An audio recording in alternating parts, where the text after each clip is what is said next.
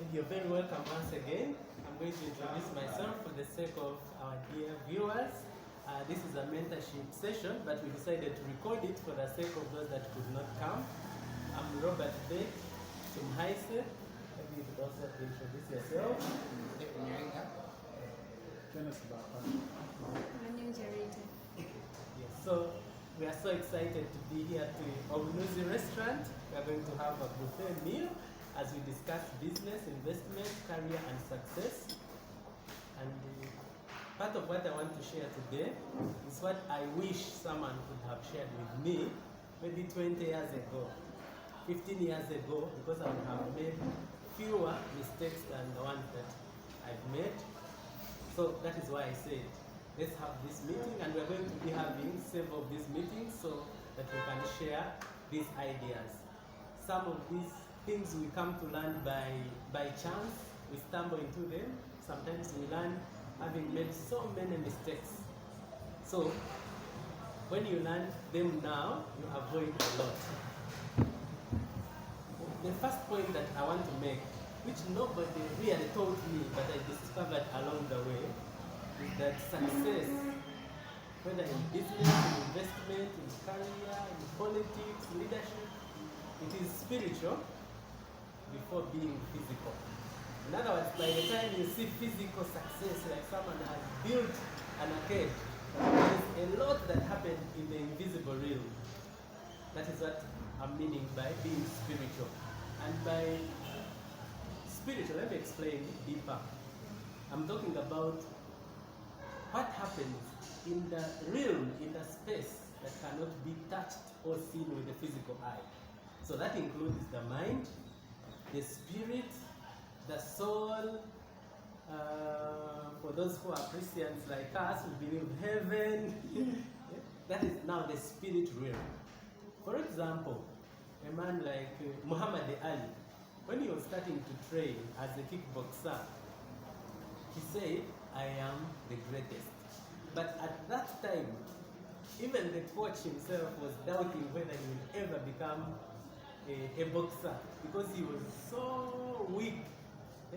He was failing physically, but mentally he knew that he had won. He would say, I am the greatest. And indeed he became the greatest.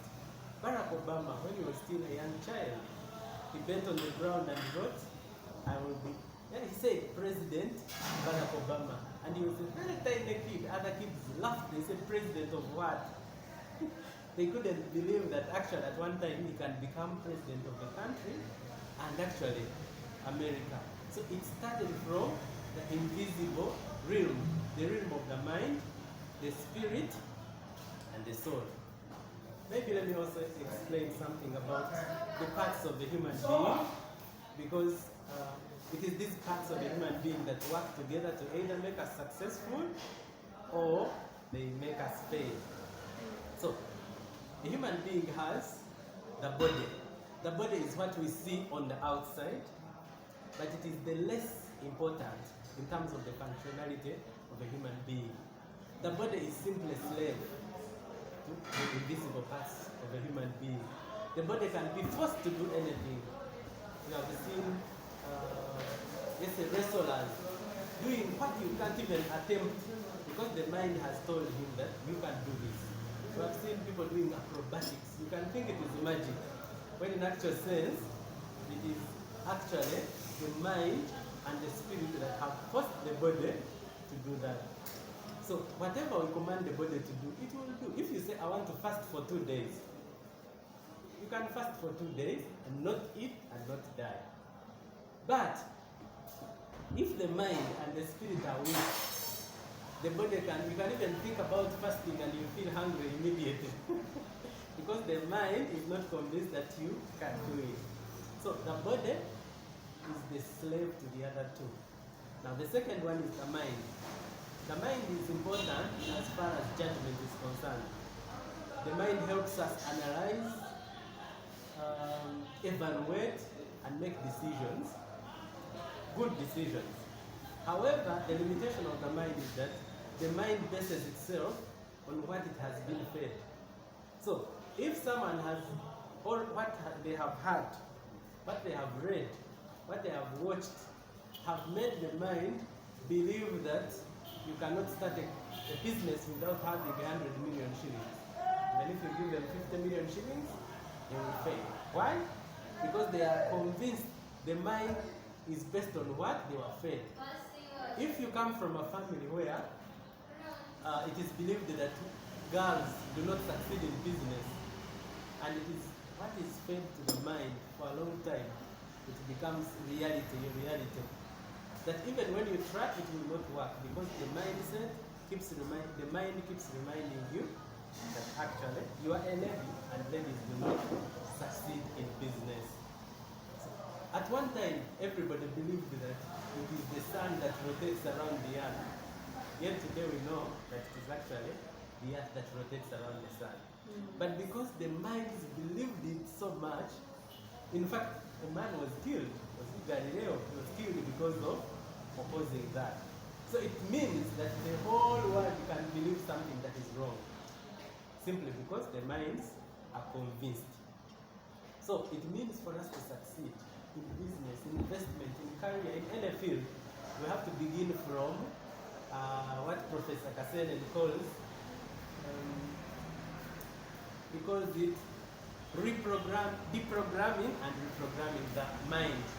In other words, we have to remove from the mind the wrong beliefs and put in the right beliefs. For example, when I wake up in the morning, I see myself as a billionaire. I see myself having millions of dollars. I see myself sealing big deals. Even when I have not yet sealed those big deals, but in my mind, I see it as possible. When you begin to see yourself living in your own house, that is when now the process of affording it begins. But if you think, houses, how can you build a house? Then it means even when money comes, somehow it will not work for you. In fact, there are people who tell me, I want to become a real estate guru. But for them, they are waiting for one chance where they will make like $1 million, then he becomes rich and goes into real estate. But that rarely happens. It happens for just a few people. The majority have to work from the ground. One brick, you put another one, they become 2. You put another one, they become 3. Like that.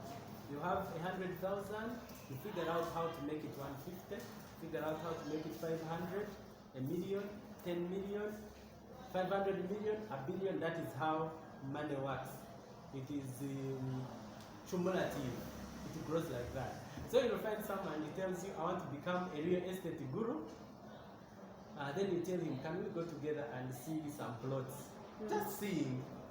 So you show him a plot and you say, this one is 15 million. Oh my God, 15 million, all that money. Where do people get that kind of money?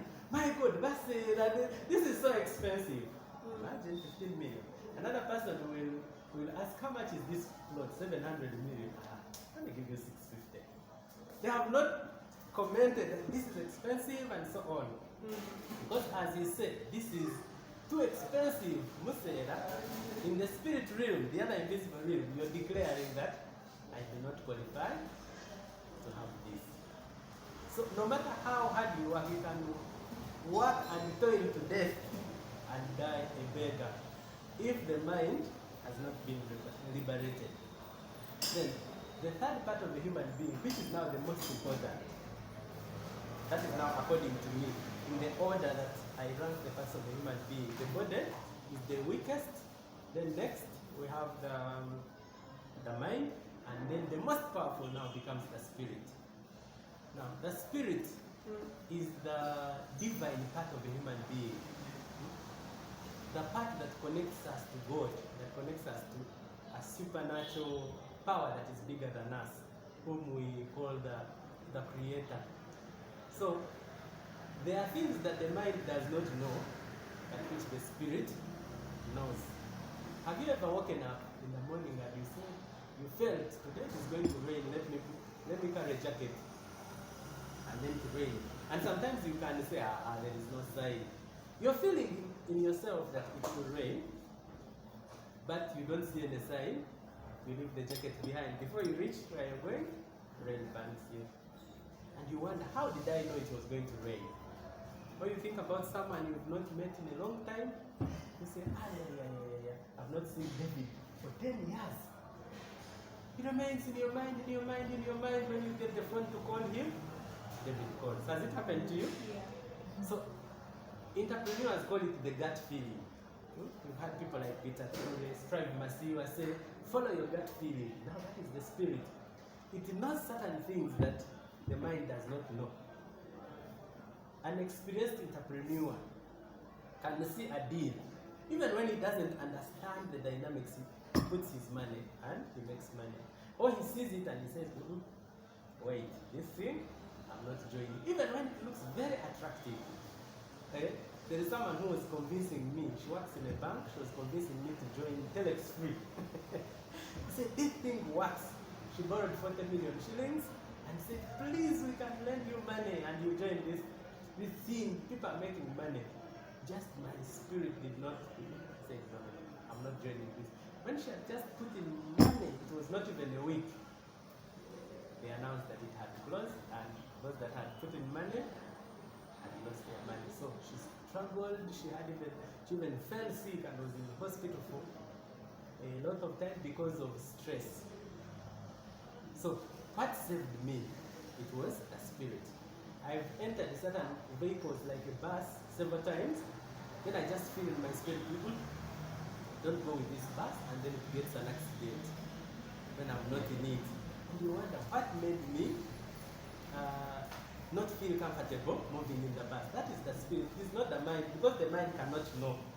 The mind cannot know the future. So we are talking about entrepreneurship, but I said I don't even tell you about save money, keep it like this, put it in the bank, then invest like this.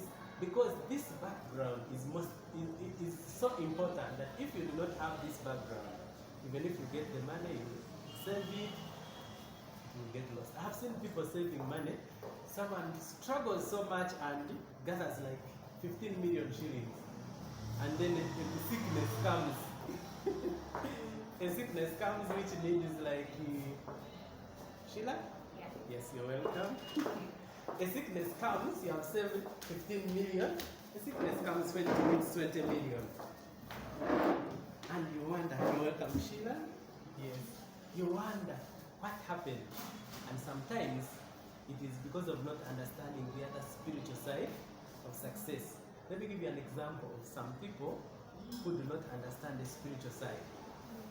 Someone can say, I am saving 500,000 per month for a rainy day. In case we get like a heart attack, someone has a heart problem, an accident, let me keep this money.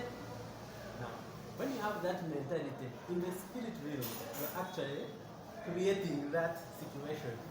That is why you can save it. You want to buy land, but an accident comes. Because the other purpose of saving was for a problem. So for me, I don't save for a rainy day. For me, I save for wealth creation. Because once you're wealthy, any problem that comes, you'll sort it, you'll be having the money. So instead of saving for a sickness, let me save to invest and grow. When a sickness comes, I will handle it because the money will be there. So, we have to understand the spiritual side of success. If we do not understand it, you can work hard, harder than everybody around you, but you just not see results. And I think you have seen it, that there are people who can be not working as hard as you. And you wonder, this person doesn't seem to be working so hard, but results keep coming. Yeah. Why? Because they have mastered the spiritual side of success.